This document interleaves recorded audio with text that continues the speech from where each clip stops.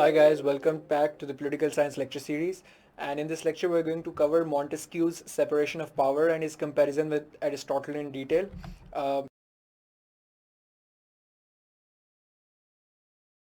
Hi guys, welcome back to the Political Science lecture series. And in this lecture, we're going to cover Montesquieu's separation of power and his comparison with Aristotle in detail. पिछले lecture में हमने briefly discuss किया है Montesquieu, उसकी ideas को, उसकी चीज़ों को, चार्ट्स भी आपने कुछ देख लिया। तो बड़ा स्पेसिफिक हम अगर डिटेल में डिस्कस करें, क्योंकि ये सवाल काफ़ी दफ़ा आ चुका है, examine Montesquieu's theory of separation of powers. कभी कभार तो सिर्फ इतना सवाल आता है। So I thought that I need to get into more detail into that topic, so I've updated another lecture on this. और कभी कभार ये सवाल भी आता है, why has he been called Aristotle of the 18th century? और कभी कभार ये दोनों चीज़ें इकट्ठी भी आती हैं, जैसे 2020 में आए। So this lecture is going to answer both of these aspects of Montesquieu. First, we're going to talk about concept of separation of powers by Montesquieu. Then we're going to talk about the influence on the philosophy of Montesquieu. फिर हम जो tripartite political model उसको discuss करेंगे कि कैसे वो Montesquieu वाले model से इंस्पायर है। फिर इसकी जो दो टाइप्स हैं, स्ट्रिक्ट और लूज सेपरेशन ऑफ पावर्स, वो डिस्कस करेंगे। Separation of powers and checks and balances का कॉन्सेप्ट देखेंगे, यूएस की केस स्टडी देखेंगे, इस पूरे कॉन्सेप्ट का क्रिटिकल एनालिसिस करेंगे। तो ये हम बड़ी डिटेल में, यानी मॉन्टेस्क्यू के सेपरेशन ऑफ पावर्स को, उस सेपरेशन ऑफ पावर्स का फिर इन्फ्लुएंस क्या रहा, फिर उससे जो नई दो टाइप्स निकली, स्ट्रिक्ट और लूज सेपरेशन, वो यूएस का सिस्टम उसके अंदर, और उसका क्रिटिकल एनालिसिस हम डिटेल में करेंगे। और फिर why Montesquieu is called the Aristotle of 18th century, उसके रीजंस हम देखेंगे। तो सेपरेशन ऑफ पावर्स का कॉन्सेप्ट ये है that under this model a state's government is divided into branches, each with separate independent powers and responsibilities, so that powers of one branch are not in conflict with those of the other branches. Separation of power requires a different source of legitimation or a different act of legitimation from the same source for each of the separate powers. इसका मतलब ये है कि जैसे कि constitution जो है separation of powers के लिए ज़रूरी है कि कॉन्स्टिट्यूशनली जो है जुडिशरी, एग्जेक्टिव और लेजिस्लेचर को सेपरेट पावर्स ग्रांट कर रहा हो कॉन्स्टिट्यूशन। तो अगर तो ये है कि कॉन्स्टिट्यूशन सिर्फ लेजिस्लेचर को पावर्स ग्रांट कर रहा है और वो लेजिस्लेचर्स आगे से जुडिशरी को पावर्स ग्रांट कर रहा है, तो फिर ये सेपरेशन नहीं है। सेपरेशन रिक्वायर्स के जो सेम सोर्स है, which generally is the constitution, उस सेम सोर्स से जो है वो लेजिटिमाइजेशन जो है उसकी हो रही हो, और वो सोर्स ही उसको डिफरेंट तरीके से पावर्स ग्रांट कर रहा हो। किसी एक की पावर डिपेंडेंट ना हो या डेरिवेटिव ना हो किसी दूसरी ब्रांच की। So all three branches should have independent existence, independent powers, derivative of the same source, which generally is the constitution in constitutional systems. क्या इन्फ्लुएंस था मॉन्टेस्क्यू की फिलोसफी पे, where Montesquieu was inspired to develop this concept. अब ये समझना ज़रूरी है कि सेपरेशन ऑफ पावर्स के कॉन्सेप्ट को इस सिस्टमैटिक और फॉर्मल तरीके से या इस हद तक मॉन्टेस्क्यू से पहले कभी किसी ने नहीं किया था। लेकिन बड़े क्या कहते हैं, छोटे छोटे मॉडल्स ऑफ सेपरेशन के नज़र आते थे, जिससे मॉन्टेस्क्यू ने इंस्पायर होकर उस कॉन्सेप्ट को एक्सपैंड किया और अप्लाई करके अपनी थीरी पूरी बनाई। He based his model on the constitution of Roman Republic and the British constitutional system. Montesquieu took the view that Roman Republic had powers separated so that no one could usurp complete power. Roman Republic जो है वो बड़ी पुरानी है, some 200-300 years before the birth of Christ till later Roman Republic जो है वो चलती रही a few hundred years after Christ. अब उसके बाद फिर वही Roman republic was divided into eastern Roman republic and Byzantine empire and the rest of the Roman empire. तो रोमन एम्पायर की जब हम बात करें तो उसकी ड्यूरेशन बहुत बड़ा है, obviously longest serving empire, longest reigning empire in the history of the world. तो ये बहुत बड़ा उसकी हिस्ट्री है। और रोमन रिपब्लिक की जब बात की जाती है तो वो अमूमी तौर पे जूलियस सीजर से पहले, which was also before the birth of Christ, तो काफ़ी पुरानी बात है ये। जूलियस सीजर के टाइम से पहले वाला जो पीरियड है उसे रोमन रिपब्लिक कहा जाता है। उसके बाद वो रोमन रिपब्लिक से रोमन एम्पायर बन जाती है। तो रोमन रिपब्लिक का एक कॉन्स्टिट्यूशन होता था, उसके अंदर पावर्स को थोड़ा डिवाइड करने की कोशिश की गई थी। एक तो सेनेट हुआ करती थी, बेसिकली लोअर हाउस कोई नहीं था, बस एक ही हाउस था, उस हाउस को वो सेनेट कहते थे। और उसमें जो नोटेबल्स थे सोसाइटी के, वो लोग उसमें सेनेट होते थे, और सेनेट की मेंबरशिप वाज हेरिडिटरी। अरिस्टोक्रेसी थी, बाप से बेटे को मुंतकिल होती थी, लेकिन एक बंदे में पावर नहीं थी। तो एक सेनेट होती थी और सेनेट के साथ 2 काउंसिल्स होते थे, आप समझे 2 प्राइम मिनिस्टर्स होते थे टेक्निकली।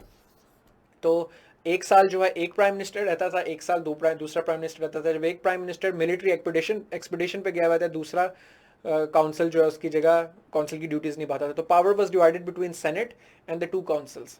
तो ये उस टाइम के एतबार से सेपरेशन की गई थी, not the kind of separation that we do, but that inspired Montesquieu that there is a need for separation of power. और ये रोमन रिपब्लिक का एक हॉलमार्क भी था, क्योंकि जब ये चीज़ ख़त्म हो गई और कौंसल डिक्टेटर बन गया और जूलियस सीजर के बाद ऑगस्टस सीजर आया और ऑगस्टस ने रेन संभाली, तो वो ऑल पावरफुल फिगर बन गया, क्योंकि सेपरेशन ख़त्म हो गई जो सेपरेशन ऑफ पावर एग्जिस्ट किया करती थी। After that Rome became transform from republic to an empire. इसी तरह जो ब्रिटिश कॉन्स्टिट्यूशनल सिस्टम में सेपरेशन ऑफ पावर्स उसने देखी, नोट की कि मोनार्क के पास कुछ पावर्स हैं, कुछ पावर्स पार्लियामेंट के पास हैं और कुछ पावर्स कोर्ट्स के पास हैं। तो he was inspired by that idea कि ये भी सेपरेशन हुई हुई है। तो इसको फिर उसने फिर ब्रॉड कैटेगराइजेशन में 3 हिस्सों में डेवलप किया। और जो ट्राईपार्टाइट सिस्टम है जो कि कॉमनली अस्क्राइब करते हैं हम बैरन डे मॉन्टेस्क्यू के साथ, who is the French enlightenment political philosopher. लेकिन उसने हालांकि ये सेपरेशन की टर्म्स या ट्राईपार्टाइट क्लासिफिकेशन का लफ्ज़ खुद नहीं यूज़ किया, उसने डिस्ट्रीब्यूशन ऑफ पावर्स का टर्म अपने लिटरेचर में यूज़ किया है। उसकी जो किताब थी the spirit of the laws that was published in 1748, again important for MCQs, remember the name of the book, the spirit of the laws by Montesquieu when it was published in 1748। Montesquieu described the various forms of distribution of political power among a legislature, an executive and a judiciary, जैसे हमने पिछले lecture में discuss किया है। Montesquieu's approach was to present and defend a form of government whose powers were not excessively centralized in a single monarch or aristocrats. The typical divisions into 3 branches, a legislature, an executive and a judiciary, जो कि अब modern दुनिया में हम करते हैं कि रियासत के 3 सतून हैं, 3 branches of state, वो मॉन्टेस्क्यू की लिटरेचर से हमें मिलता है, द ट्राइस पॉलिटिका मॉडल, ठीक है, which is the Latin for tripartite political model. अब उसी के नतीजे में फिर जो मॉडर्न है दुनिया में हमें स्ट्रिक्ट और लूज सेपरेशन नजर आती है। स्ट्रिक्ट सेपरेशन में लेजिस्लेचर, एग्जेक्टिव और जुडिशरी तीनों एक दूसरे से सेपरेट होते हैं और उनकी ऑटोनमस एग्जिस्टेंस होती है। और लूज सेपरेशन में सिर्फ जुडिशरी जो है वो सेपरेट होती है लेजिस्लेचर और एग्जेक्टिव से, और लेजिस्लेचर और एग्जेक्टिव का आपस में फ्यूजन होता है। तो ये आपने पढ़ा, हमने जब पॉलिटिकल सिस्टम्स किए थे, पार्लियामेंट्री प्रेसिडेंशियल सिस्टम, उसमें बड़ी डिटेल में डिस्कस किया था कि strict separation of powers presidential system में एग्जिस्ट करती है और लूज सेपरेशन ऑफ पावर्स या तो पार्लियामेंट्री सिस्टम्स में एग्जिस्ट करती है या सेमी प्रेसिडेंशियल सिस्टम्स में एग्जिस्ट करती है। तो यूनाइटेड स्टेट्स इसकी एक मिसाल है स्ट्रिक्ट सेपरेशन ऑफ पावर्स की, जो मॉन्टेस्क्यू के आइडियाज़ के ऊपर बेस है। लूज सेपरेशन, इसमें legislature is executive is part of the legislature and also responsible to a legislature, but judiciary is separated from these two. वो पार्लियामेंट्री सिस्टम्स में मिलता है like UK and semi presidential systems like France के अंदर। Montesquieu actually specified that the independence of the judiciary has to be real and not merely apparent. और Montesquieu की theory के अंदर जुडिशरी की separation is the most important thing. उसकी वो जो कोटेशन है, as long as judiciary is not separated from the executive there can be no liberty. तो जुडिशरी की सेपरेशन पे उसने बहुत एम्फसाइज किया फॉर द रीज़न कि जुडिशरी ने गार्डियन ऑफ द कॉन्स्टिट्यूशन होती है, लॉज को इंटरप्रेट करना होता है, तो और वो कस्टोडियन होती है सिविल राइट्स, लिबर्टीज़ और ह्यूमन राइट्स की। तो अगर वो डिपेंडेंट हो जाएगी अपनी एग्जिस्टेंस और अपनी पावर्स के लिए एग्जेक्टिव और लेजिस्लेचर पे, तो वो ऑटोनमसली ऑपरेट नहीं कर सकती और लोगों के हकूक़ का तहफ़्फ़ुज़ नहीं हो सकता। तो उसने सबसे ज़्यादा जुडिशरी की सेपरेशन पे एम्फसाइज किया था। And the judiciary was generally seen as the most important of the 3 powers, independent and unchecked. तो जुडिशरी उसके लिटरेचर में सबसे अहम किरदार था रियासत के तीनों सतून में, और उसका इंडिपेंडेंट होना और अनचेक्ड होना बहुत ज़रूरी था अकॉर्डिंग टू मॉन्टेस्क्यू। इसीलिए चाहे स्ट्रिक्ट सेपरेशन हो, लूज सेपरेशन हो, जुडिशरी हमेशा सेपरेट होगी इन दोनों ब्रांचेस से। पार्लियामेंट्री सिस्टम्स में लेजिस्लेचर और एग्जीक्यूटिव का आपस में अमेलगमेशन होगी, मर्जर होगा, और प्रेसिडेंशियल में लेजिस्लेचर और एग्जीक्यूटिव का भी आपस में स्ट्रिक्ट सेपरेशन एग्जिस्ट करेगी। फिर इसी सेपरेशन ऑफ पावर्स से फिर कॉन्सेप्ट डिराइव हुआ चेक्स एंड बैलेंसेस का। इससे निकला कॉन्सेप्ट चेक्स एंड बैलेंसेस का। The doctrine of separation of powers meant that the power of government should be divided up into legislative, executive and judicial. तो आपकी जो तीनों ब्रांचेस हैं उनके अंदर डिवाइड हो गई powers. Each function of government must not exercise the power of another. However, in order to prevent one from becoming the supreme, the branches must check and balance nahi, check and balance on each other, which would allow one to limit another. The principle of checks and balances is that each branch has power to limit or check the two other branches, which creates a balance between three separate branches of the state. The principle induces one branch to prevent either of the other branches from becoming supreme, thereby securing political liberty. जो मैडिसोनियन concept है ना वो checks and balances से बड़ा inspire है. James medicine himself, आप इसमें लिख भी सकते हैं कि Madison himself was inspired by the ideas of Montesquieu. Immanuel Kant was inspired by the ideas of Montesquieu. The origin of checks and balances, like separation of powers itself, is specifically credited to Montesquieu in the Enlightenment era के अंदर, जो उसने किताब लिखी The Spirit of Laws 1748. Under this influence, it was implemented in 1787 in the Constitution of the United States. Immanuel Kant की quotation है, the problem of setting up a state can only be solved even by a nation. उसने बड़ी interesting quotation है ये कि एक रियासत का जो मसला है ना कि रियासत को आपने रिस्पॉन्सिबल बनाना है, फ्री बनाना है लोगों के लिए, रियासत इंक्रोच ना करे लोगों की आज़ादियों के ऊपर, उनके राइट्स के ऊपर, और ओप्रेस ना करे लोगों को. तो मैनुअल कांट कहता है कि अगर आप शयातीन की हुकूमत बनाते हैं ना, डेविल्स की, बुरे लोगों की हुकूमत भी बनाते हैं, तो भी रियासत का मसला हल किया जा सकता है अगर appropriate checks and balances add किए जाएं. So he said the problem of setting up a state can be solved even by a nation of devils so long as they possess an appropriate constitution to pit opposing factions against each other. ये pitting of opposing factions against each other is the concept of checks and balances. तो ये जो हमने इसके साथ आपने इन conjunction देखना है यूएस पॉलिटिकल सिस्टम, जो पॉलिटिकल साइंस लेक्चर पार्ट 2 में हमने कवर किया है, उसके अंदर यूएस का political system separation of powers and checks and balances पे बड़ा एन बैठता है. तो ये आपने उसको लाजमी देखना है. इसी तरह James Madison was very heavily inspired by the ideas of Montesquieu, और उसने फिर वो चेक्स एंड बैलेंसेस के कॉन्टेक्स्ट को अमेरिकन कॉन्टेक्स्ट में बहुत पॉपुलराइज कराया, और फिर मेडिसोनियन आइडियाज़ जो थे वो कॉन्स्टिट्यूशन में इनकॉर्पोरेट हुए टू द एक्सटेंट कि हम अमेरिकन पॉलिटिकल सिस्टम को मेडिसोनियन सिस्टम कहते हैं, मेडिसोनियन कॉन्स्टिट्यूशनल सिस्टम. उसकी राइटिंग्स जो थी वो फेडरलिस्ट पेपर्स में बड़ी फेमस हैं. जो यूएस हिस्ट्री पढ़ते हैं उनको आइडिया होगा फेडरलिस्ट पेपर्स का. तो फेडरलिस्ट पेपर नंबर 51 में जेम्स मैडिसन की ये कोटेशन है, की स्टेटमेंट है, बहुत लंबी है, मैं पूरी पढ़ूंगा, आपको उससे समझ आएगी. आप इसमें से सिर्फ जो मैंने हाईलाइट किया पोर्शन वो सिर्फ पेपर में लिखें, but you will get an idea very beautifully explained. But the great security against a gradual concentration of the several powers in the same department consists in giving to those who administer each department the necessary constitutional means and personal motives to resist encroachments of the others.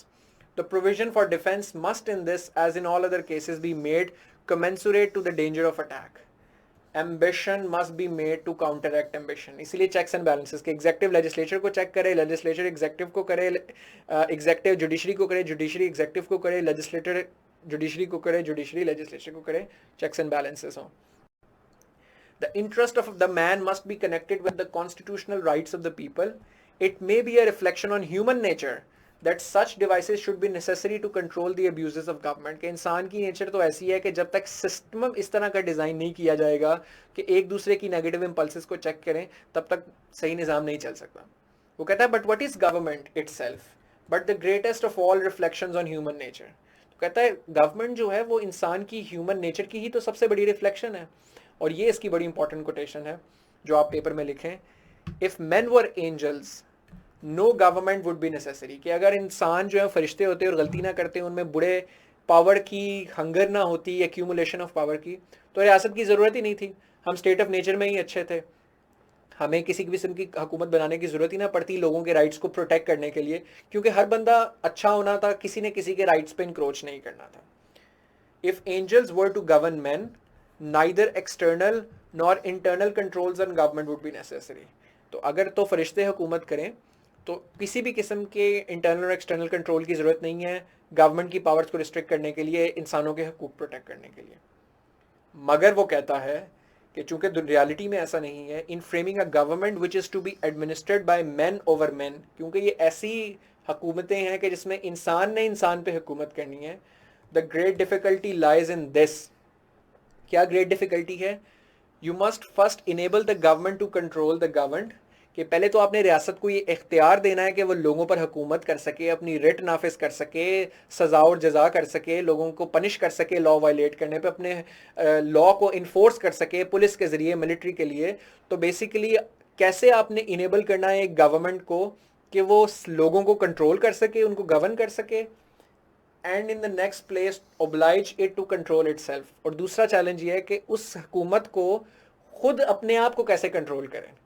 तो पहला challenge ये है कि हुकूमत को आपने कैसे enable करना है कि वो लोगों को कंट्रोल कर सके, और दूसरा फिर आपने ये कैसे इनेबल करना है कि हुकूमत अपने आप पे एक सेल्फ चेक रख सके। उसका सोल्यूशन फिर चेक्स एंड बैलेंसेस है। A dependence on the people is no doubt the primary control on the government.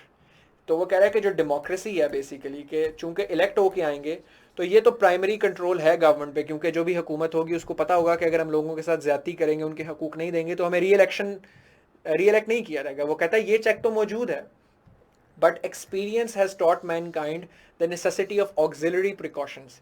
कह रहा है कि फिर जो तजर्बा है इंसान का तारीखी तौर पे, वो ये बताता है कि ये काफ़ी नहीं है, हमें एडिशनल प्रिकॉशंस की भी ज़रूरत है। This policy of supplying by opposite and rival interest the defect of better motives might be traced through the whole system of human affairs, private as well as public. We see it particularly displayed in all the subordinate distributions of power, where the constant aim is to divide and arrange the several offices in such a manner as that each may be check on the other, that the private interest of every individual may be sentinel over the public rights. These interventions of prudence cannot be less requisite in the distribution of supreme powers of the state. तो वो कहता है कि फिर जिस तरह checks and balances lower levels पे भी हमें इनफॉर्मली नजर आते हैं, कि जो ऑडिट, जो बंदा पैसे सैंक्शन करता है वो बंदा उसका ऑडिट नहीं कर सकता, जिसने सैंक्शन किए हैं उसको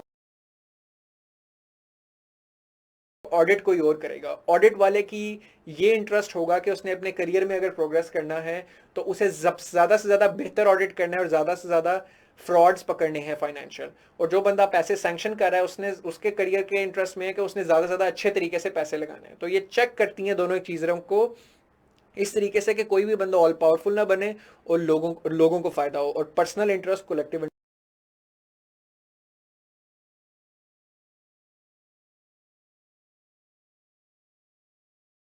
चीज़ों को इस तरीके से कि कोई भी बंदा ऑल पावरफुल ना बने और लोगों को फ़ायदा हो, और पर्सनल इंटरेस्ट कलेक्टिव इंटरेस्ट पे हावी ना हो। तो वो कह रहा है जिस तरह हम बाकी डिपार्टमेंट्स में लोअर लेवल्स में हमें ये चीज़ें नज़र आती हैं, तो रियासत की ब्रॉड डिस्ट्रीब्यूशन में भी इसी तरह चेक्स एंड बैलेंसेज होने चाहिए कि एग्जीक्यूटिव, लेजिस्लेचर और जुडिशरी को एक दूसरे को चेक करना चाहिए। तो इसमें जो हाईलाइटेड पोर्शन है आप वो एज अ कोटेशन लिख सकते हैं, मगर ये पूरा अगर आप पढ़ें आराम से, ज़रा तसल्ली से, तो आपको आइडिया होगा कि कितनी अच्छी मॉडल और लीगल सेंस मेडिसिन ने बनाई है इस कॉन्टेक्स्ट, इस आइडिया के सपोर्ट में।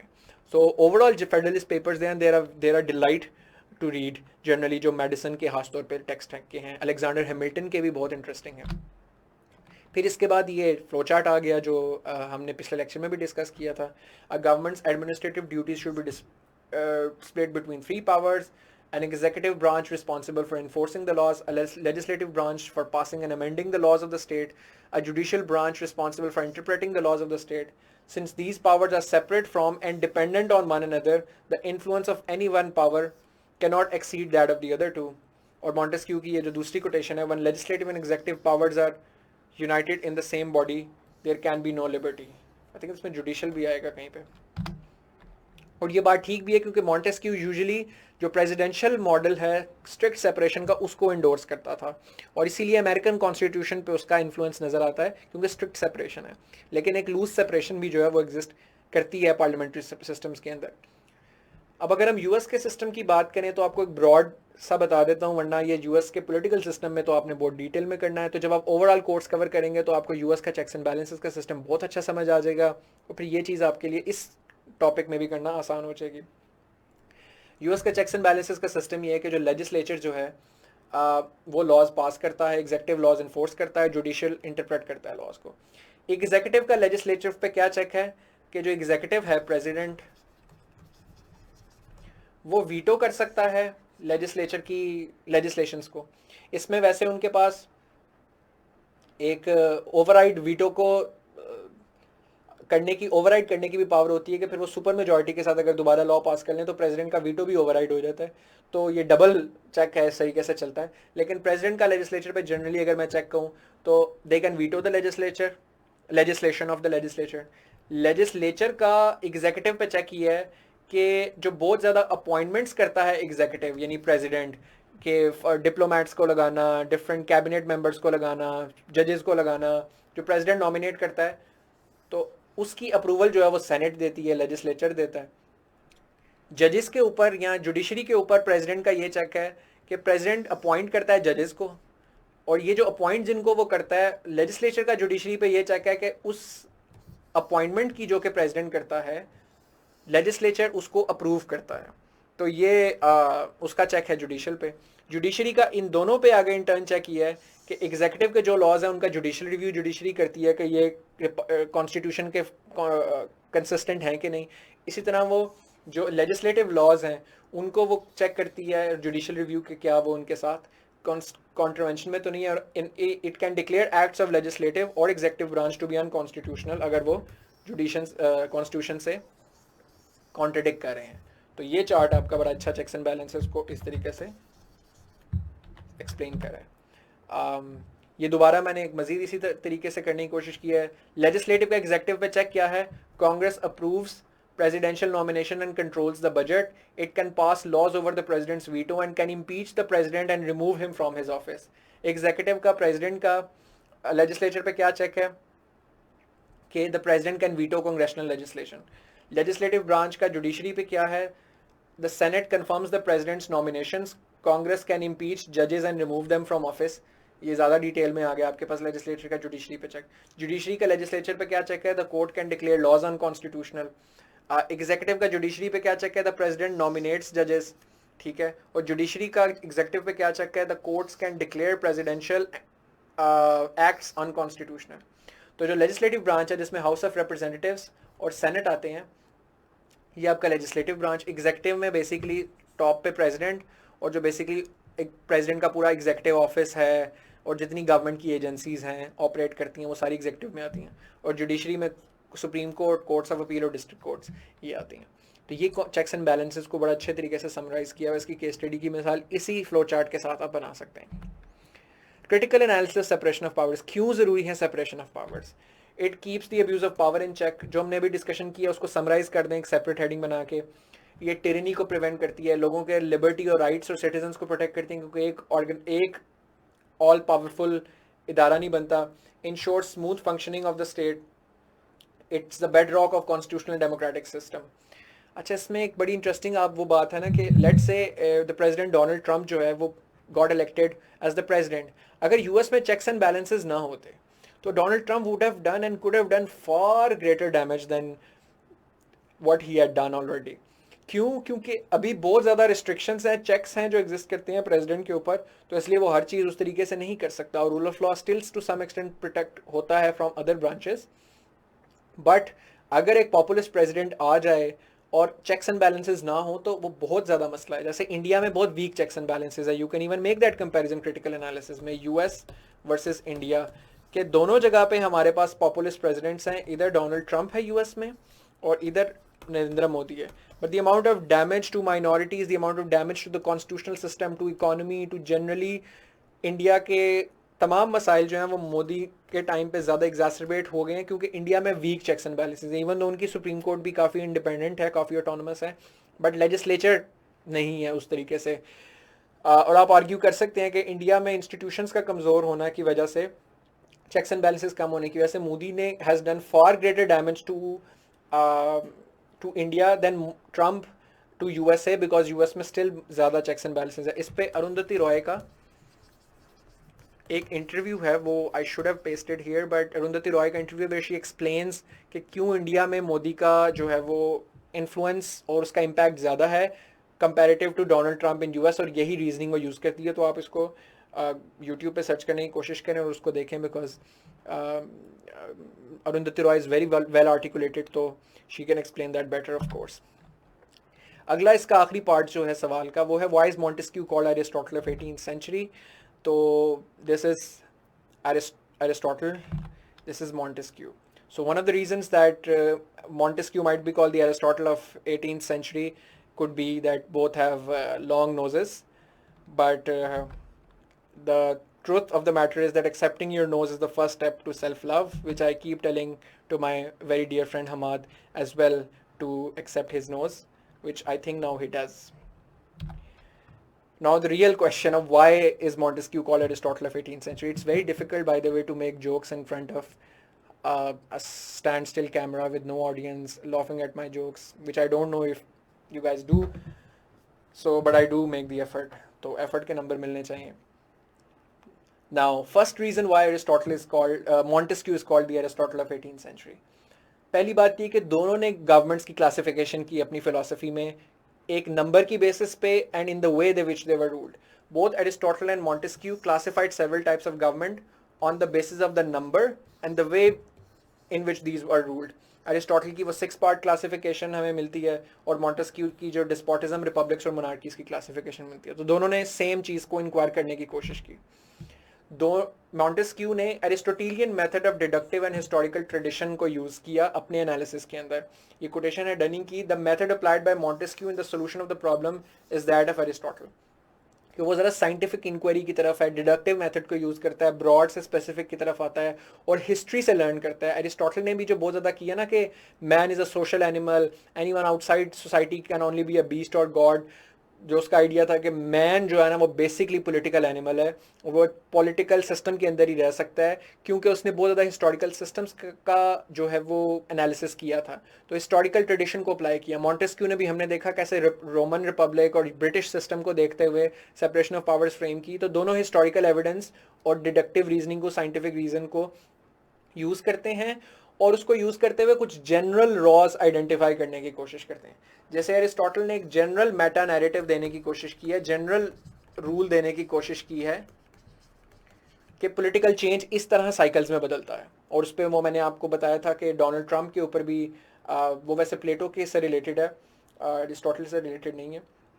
Aristotle cycle of political change Meta narrative explain करता है कि कैसे पॉलिटिकल साइकिल चेंज होता है different states, different types of states के दरमियान. इसी तरह मॉन्टेस्क्यू ने भी एक मेटा नैरेटिव दिया है कि जो हिस्ट्री है वो एक ख़ास नेचुरल लॉज के कॉन्टेक्स्ट में ऑपरेट करती है, एक वो उसकी टीलियोलॉजिकली वो चलती है हिस्ट्री. तो वो मॉन्टेस्क्यू भी नेचुरल लॉज की बेसिस पे एक मेटा नैरेटिव दे रहा है और एरिस्टोटल भी. Montesquieu paid attention to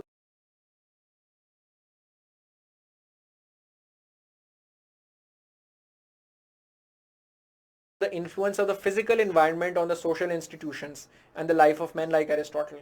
Aristotle was a pseudo-scientist of his time as well. हमने पढ़ा उसने botany, zoology, physical sciences में बहुत काम किया और Aristotle उसकी basis पे समझता था कि कुछ चीज़ें होती हैं जो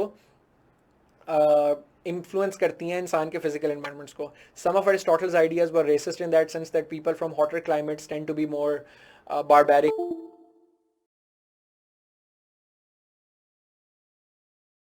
as well because they're more hot-headed, ठीक है, and people of temperate climates used to be are better skilled.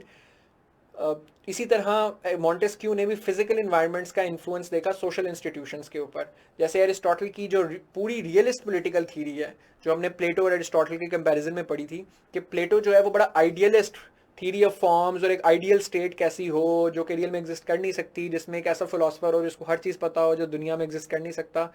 ऐसी फिलोसफी की बजाय एक रियलिस्ट पॉलिटिकल थीरी, यानी एक्चुअल फिजिकली कैसी इन्वायरमेंट का क्या इन्फ्लुएंस होता है और एक्चुअल कैसे फिजिकल सिस्टम्स पॉलिटिकल बनते हैं, उनको अगर उसने स्टडी किया.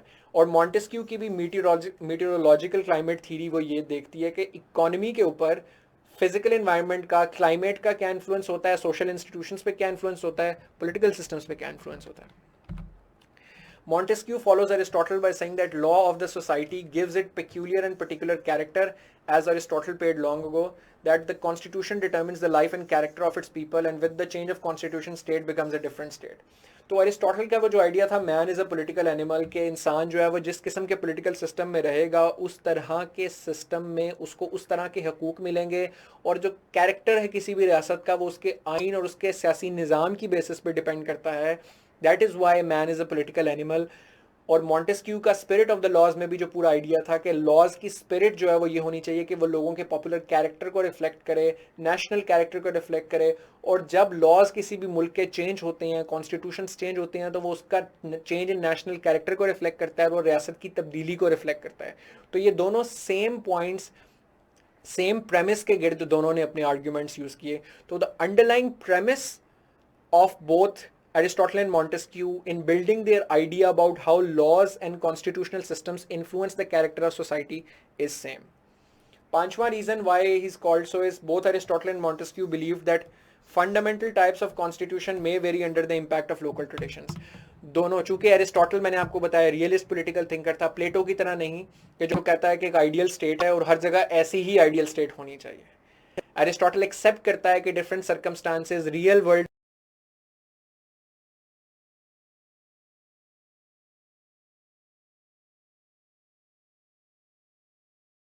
में डिफरेंट तरीके की लोकल कंडीशंस होंगी और उन लोकल कंडीशंस के एतबार से उन सिस्टम्स को डेवलप किया जाएगा और वो डेवलप होंगे। मॉन्टेस्क्यू भी इस चीज़ का इसका एहसास है उसे इस चीज़ का, और ऑब्वियसली वो मैंने वो वाली बात जोड़ें कि लोकल इन्वायरमेंट्स का इन्फ्लुएंस होगा पॉलिटिकल और सोशल इंस्टीट्यूशंस पे, plus spirit of the laws जो उसकी किताब है उसने बात ही ये की है कि जो कवानीन होते हैं, जो आइन होता है किसी भी मुल्क का, वो उस मुल्क की जो नेशनल कैरेक्टर है, उसका कौमी किरदार है, उसकी जो वैल्यूज़ हैं, उसकी जो नॉर्म्स हैं, उसके जो कल्चर्स हैं, उनसे इन्फ्लुएंस होता है। तो मॉन्टेस्क्यू इसलिए यही कह रहा है कि कोई एक सेट कॉन्स्टिट्यूशन नहीं है, जो कॉन्स्टिट्यूशन के अंदर जो डिटेल्स होंगी, जो उसका कॉन्स्टिट्यूशन की बहुत ज़्यादा प्रिंसिपल्स होंगे, वो लोकल ट्रेडिशंस के साथ वेरी करेंगे। एंड आखिरी चीज़ ये कि both were extremely influential. Aristotle was considered a final word for over 1,000 years until his ideas were set aside and almost all of them were proven wrong, especially scientific ideas with the Renaissance and Age of Enlightenment. But for a thousand year Aristotle was considered the first teacher Islamic world में, और Aristotelian philosophers होते थे। Aristotle was praised for his works। वो जो light bulb joke है कि how many medieval philosophers does it take to change the light bulb, so the answer is 3, 1 to change the light bulb and the other 2 to praise Aristotle and say good Aristotle, well done Aristotle, brilliant Aristotle. So that joke is premised on the idea that Aristotle was so influential up until the end of medieval times, middle ages के end तक। इसी तरह Montesquieu का जो separation of powers का idea है, that was enshrined in almost all constitutional democracies around the world. So contemporarily Montesquieu का idea उसी तरीके से एक बहुत बड़ा है, एक गॉस्पल ट्रुथ समझा जाता है मॉन्टेस्क्यू के idea of separation of power को, बिल्कुल उसी तरह जैसे एरिस्टोटल के आइडियाज़ को गॉस्पल ट्रुथ समझा जाता था for well over 1,000 years. So both are extremely influential. तो ये 6 आपको मैंने रीजंस दिए हैं कि वाई एरिस्टोटल मॉन्टेस्क्यू में क्या सिमिलरिटी, और मॉन्टेस्क्यू को 18वीं सदी का एरिस्टोटल क्यों कहा जाता है। तो ये आप इसकी summary, and this is the summary of all the things that we have discussed in this lecture. Hopefully now आपको इसमें मसला नहीं होगा। Please watch this additional resource. इसमें मॉन्टेस्क्यू की थीरी को जो है बड़ा डिटेल में डिस्कस किया, और इसके साथ साथ रूसो की भी फ़िलासफ़ी को डिस्कस की, क्योंकि ये philosophers of the enlightenment era के फ़िलासफ़र्स हैं। अगेंस्ट सेम चैनल जो मैंने आपको एक दफ़ा पहले भी रिकमेंड किया था।